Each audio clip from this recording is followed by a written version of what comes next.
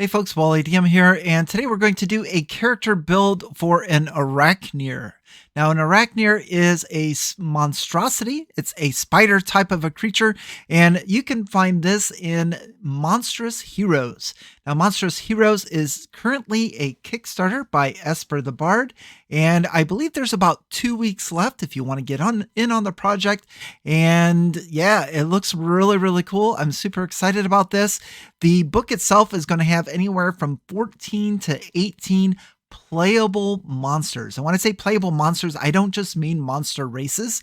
Esper is going to be creating classes for these monsters. So you're like a race class combined, and each class has anywhere from 1, 2, or even 3 different subclasses to choose from. Now, I highly encourage that you check out this Kickstarter, and in fact, there is a free preview PDF that you can download that's going to have the Minotaur, the Ogre, the Arachnir, and the Vampire. So take a look and consider backing the project. Now, Esper has invited me to play in a one-shot live stream on March 11th, 2023. So I'm looking forward to that. And I will be playing an Arachnomancer, which is an Arachnir, and then the Arachnomancer is the subclass, and it's going to be at the 5th level. So this video is going to kind of take you through my creation concept and what my character is going to look like in that live stream.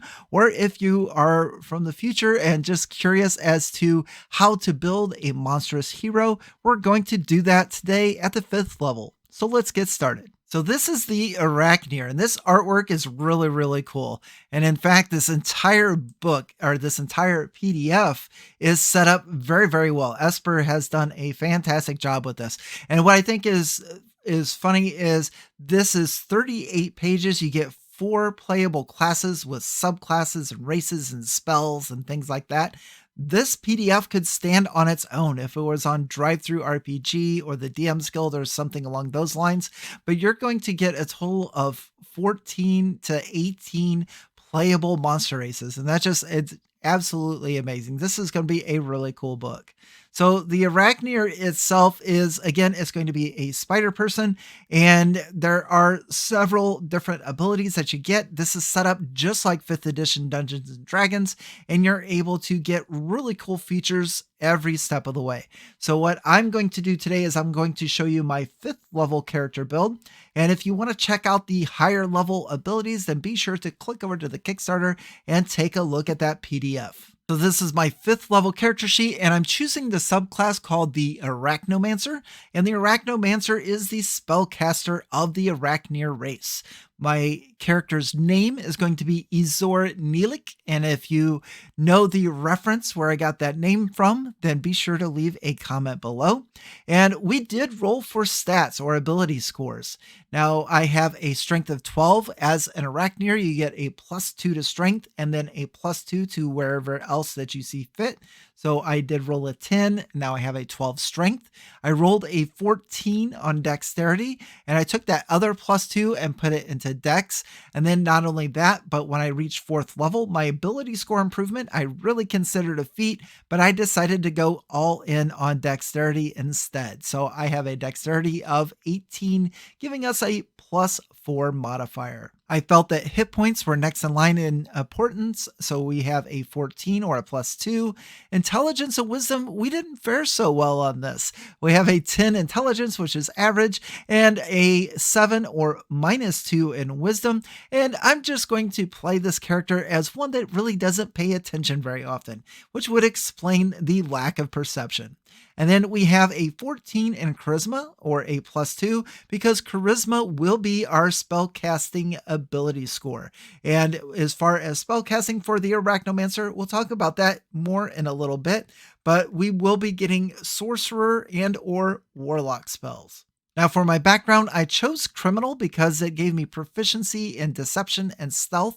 And stealth is definitely one that I wanted because we're going to be spider climbing on the wall most of the time or on the ceiling, and I want to be stealthy. And deception came with that, and that's not bad because I have a +2 because of my charisma. So with those two, plus the 2 skills that I got to chose as far as being an Arachnir, we ended up being proficient with athletics, deception, intimidation, and stealth. And our saving throw proficiencies, we're going to be proficient in strength and dexterity. And looking at that 7 of wisdom, that -2, our saving throws in wisdom, those are going to hurt. That's absolutely for sure. Now, the Arachnir does get a D8 for hit points. So at 5th level, I'm sitting at 38 hit points. Armor class is 16. And with the Arachnir, if you're not wearing armor, you get an armor class that is 10 plus your dexterity modifier plus your constitution modifier. So since I have a +4 in dex, +2 in con, that's a +6. That's going to give me a 16 armor class. But the Arachnir is proficient in light armor, so I could also just wear a studded leather armor and have the same AC. Now, before we go over our attacks and spells, let's bounce back over to the PDF and take a look at some of the abilities that we're going to get as far as being an Arachnir. And the first one that I want to bring up is the Bite. Your Bite is a natural weapon with the Finesse property, which you can use to make unarmed strikes. On a hit, your Bite attack deals piercing damage equal to 1d6 plus your strength or dexterity modifier plus 1d6 of poison damage. So if we zoom back in here on my character sheet, you can see that I have Bite, and at 5th level, that's going to be a +7. That is my proficiency modifier, +3, plus my dexterity, because we can use dexterity because of finesse. And then we have a d6 +4 of damage, and then another d6 of poison damage. Now, at 1st level, the Arachnir gets to choose their subclass or their Arachnir brood, and again, I chose the Spellcaster, and we'll touch on that a little bit more in just a bit. Now, the other two options were Dreadfang, which is more of a melee combat Arachnir, and Murkweaver, which is a kind of like a rogue druid mixture where you've got you can do lots of different things, and you can summon or conjure little animals or turn into things. Really cool stuff. The level 1 ability that all Arachnirs get is called Spidery Movement. You can climb any surface that is not completely smooth, even upside down, without needing to make ability checks. Your spider legs perform the climbing action, which leaves your hands free. You also ignore any movement restrictions caused by webbing. So we're basically a spider with spider climb, and I'll be using this all of the time. I'm going to be on all of the walls, all of the ceilings. I did choose a longbow for my proficiency, so we are going to use stealth plus longbow plus spidery movement to stay out of harm's way and fire arrows into the crowd. And then unarmored defense, we've already touched on this. This is where if we're not wearing armor, we can get a armor class equal to 10 plus dex plus constitution. Our next Arachnir only ability is Shoot Web, and this is another primary ability of the Arachnir. You can shoot sticky webs from your abdominal spinnerets. This is a natural weapon which you are proficient with. As an action, make a ranged attack with a 30-foot, 60-foot range. On a hit, a huge or smaller target is restrained by the webbing. As an action, a restrained creature can make a strength check, escaping the webbing on a success. The restraining effect also ends if the webbing is destroyed, and it's going to have an armor class of 10 and 5 hit points, and it's going to be vulnerable to fire damage. But it is going to be immune to bludgeoning, poison, and psychic, so that is an interesting makeup for our web. Now, the DC to escape your webbing is going to be 8 plus your proficiency bonus plus your dexterity modifier. So at this level, level 5, we're going to have a DC strength 15 check to be able to get out of the web that we entrap someone in. Now we get to use this feature a number of times equal to our proficiency bonus, so we can use this 3 times a day. This is a really neat ability and really hones in on what being a spider should be about. And I'm going to be using this a lot in our game for sure. As previously mentioned, we get an ability score improvement at level 4, and I took that +2 in dexterity because dexterity is very important to this Arachnomancer build. Now at level 4, as far as an Arachnir goes, we have Agile Landing. You have become practiced enough with landing from jumps and falls that you can mitigate the force of impact. You ignore the first 30 feet of falling damage as long as you are not incapacitated. So we are going to be on the walls, on the ceiling, on surfaces upside down. We're able to just drop down now without taking any bludgeoning damage. I think falling damage in 5e is begins at 10 feet where you take a d6 of bludgeoning. So we can fall up to 30 feet with no problem whatsoever. We're pretty much just dropping off the ceiling and landing where we see fit. Now, level 5, things start to pick up for the Arachnir. We get blind sight out to 20 feet. Within this range, you can perceive effectively regardless of any visual obscurement such as blindness, darkness, or invisibility. Cover so functions normally. And I did pick a spell that is going to combo with blind sight, and we'll talk about that here in just a second. And then our other level 5 ability is multi-attack. You have learned how to better coordinate your attacks. As an action, you can make 2 attacks. Only one of these attacks can be to shoot web. Now let's go back to our character sheet and look at some of our attacks. Again, I have a longbow. Esper did let us pick a couple of magic items for this upcoming one-shot, so I chose the longbow of warning. I thought that sounded fun. It's a magical longbow, and it might come in handy for us. We'll have to find out for sure. And the longbow of warning, we're going to get our proficiency bonus plus our dexterity bonus, which is going to be +7 to hit. And then we're going to do a d8 +4 of piercing damage. Now I do have a spell here that I chose, and I have my bite listed, which is also a +7. Remember, that is a finesse ability, so we can use strength or dexterity. And that's going to do a d6 +4 plus a d6 of poison damage. And then down here, I have shoot web. We can use it 3 times a day, and that's going to be a DC 15 strength check. Now, I have actually already talked with Esper about this with regards to multi-attack. So with our multi-attack, we could do 1 shot of the bow and 1 bite.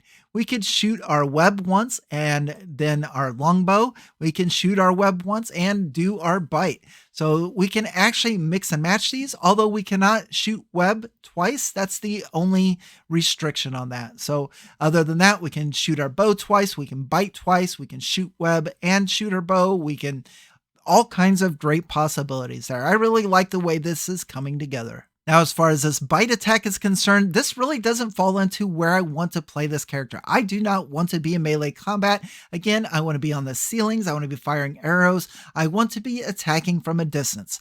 But the Arachnomancer is going to help me out with that. So we're going to take a look at the Arachnomancer. Again, this is the subclass abilities of this Arachnir. And at level 1, we're going to get an ability called Spectral Spiderling. As a bonus action, you magically conjure a small spectral spider on an unoccupied surface you can see within 60 feet of you. It lasts until you use this feature again or dismiss it as a bonus action. You can attack with your bite through the spider, though you cannot make opportunity attacks through it. The spider is a magical effect, not a creature. I love this. So anything within 60 feet, I can summon my Spectral Spiderling. It can appear there by somebody's leg. And then at 5th level, I get multi-attack. So I can go bite and bite. So that's going to be +7 to hit, +7 to hit, a d6 +4 damage, d6 +4 damage, an extra d6 of poison, and an extra d6 of poison. And that is from being 60 feet away and using this Spectral Spiderling. Or again, I can combine it with one of my other 2 attacks. This one is really, really cool. I love the flavor of this for the Arachnir and especially for the Arachnomancer. So since we're already here, let's take a look at the spells we're going to get as far as being an Arachnomancer. At 5th level, we're going to know 3 cantrips. We're going to have 4 spells known, and we're going to have 3 first level spell slots. Now, as far as our cantrips are concerned, one of them has to either be Razor Web or Vexing Vermin. Those are 2 spells that can be found in this PDF of Monstrous Heroes. Now, Vexing Vermin is more of a melee oriented cantrip, so I went with Razor Web, and let's take a look at what Razor Web can do. Before we do move back over to my character sheet, I also want to state that we have an ability called Webcaster. We get this at 3rd level. Once per long rest, we can cast web without expending a spell slot. Now, if we have 2nd level spell slots, we can use web as normal, but we don't have 2nd level spell slots at level 5, so it's kind of cool that we at least get to cast web once per day. So now I'd like to share my spell selection for my level 5 Arachnomancer. We're going to start with our cantrips, and again, one of them that we had to choose was Razor Web. This is a conjuration cantrip up to 60 feet. It's going to require all 3 components, and it's going to last for 1 round. You target a creature you can see within range, which must make a dexterity saving throw. On a failed save, the creature is going to be wrapped in razor webs of arcane force. Until the start of your next turn, the creature takes 1 force damage for every 5 feet it moves. Teleportation or falling does not trigger this, although forced movement does. And then the spell's damage increases by 1 when you reach 5th level. So being able to use this cantrip on someone that is up to 60 feet away and being at 5th level, if they try to move every 5 feet that they move, they're going to take 2 points of force damage. The next cantrip that I chose is Gleaming Arrow, and this is an interesting one that's not in this PDF, but you can find it in Esper's Emporium of Esoterica. And in the EEE, this is a cantrip that requires visual and somatic components up to 120 feet and reads as follows. You launch an iridescent arrow from your hand, making a ranged spell attack against a creature within range. On a hit, the target takes a D8 of radiant damage, and until the end of your next turn, you have advantage on saving throws against the target's spells and other magic effects. Do you remember what my wisdom score is? It's a -2. So I am going to be very cautious in how I use my attacks. I could go for it and try to cause as much damage as possible with my multi-attack, but if there is a spellcaster, I may just use Gleaming Arrow. I've got a couple of friends that are ogres that are going to be up front. We're going to have 2 ogres, a minotaur, and a vampire in the party. I may sit back and fire a Gleaming Arrow at what might be the anticipated threat that we are facing. And just in case I need to make a saving throw, especially a wisdom one, but even a dexterity, maybe some type of area of effect spell like a fireball or something like that. If I can hit that creature when it's my turn, then I'll be able to do that radiant damage, which is actually 2d8 at 5th level, and then have advantage on saving throws. And that might end up being very important for my survival. So I really do like Gleaming Arrow. And at this point, I would probably choose it or use that a lot more than I will Razor Web. And the final cantrip that I took was Mage Hand. And with Mage Hand, I'm this big old spider. I don't want to bend over to get things all the time, or I'm going to be up on the ceiling. I'm just going to send my Mage Hand down 30 feet, pick up whatever I need, and be able to pocket it. I think Mage Hand is perfect for this. Now, I also know 4 first level spells. I get 3 first level spell slots, and I know 4 spells. So the first one I chose, I really like this one, and it's Mystic Shield. You can find this one in the Monstrous Heroes PDF, but it's also in Esper's Emporium of Esoterica.